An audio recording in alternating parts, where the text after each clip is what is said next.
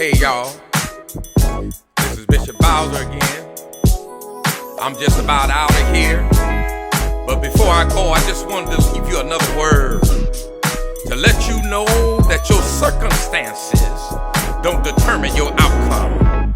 If you want better outcomes in your life, check out your thinking, check out what's inside of you. Grace and peace, everyone. This is yours truly once again. So today I just wanted to share with you briefly some thoughts that was on my mind about when you hear people say on the dead homies or on the set. You know, I'm formerly from West Coast Crip. You know, it'd be me saying like on the coast or on the 20s, on the 30s or whatever, you know.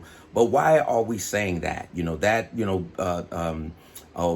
that phrase came from saying, I swear to God.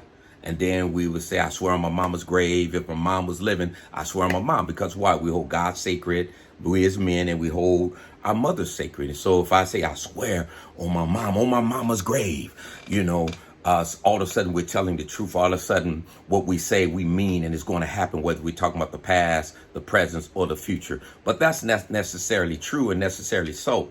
And so the Bible tells us don't swear by anything, things on earth, in heaven, on earth, and James said on anything else, right?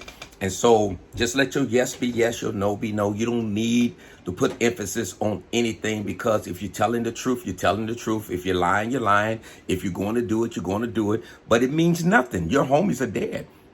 They don't have no power. They don't have no authority. They can't hold you accountable to what you said, right? You might hold them sacred, and all respect due to that, right? No one's here to disrespect your dead homies.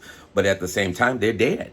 Right? They know nothing about what's happening on this side of the earth, right? Wherever they are, you know, that's where they are. But you're still here and you're still living. And so you can hold that sacred, my homie sacred. So I swear but you know, that you don't have the power. You don't have the authority, right? To even make come true what you say, right?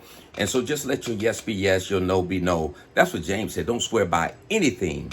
And Jesus said, don't swear by heaven, don't swear by earth, don't swear by God or anything else, right? So let us put some emphasis on our words as being truthful from the perspective of yes or no.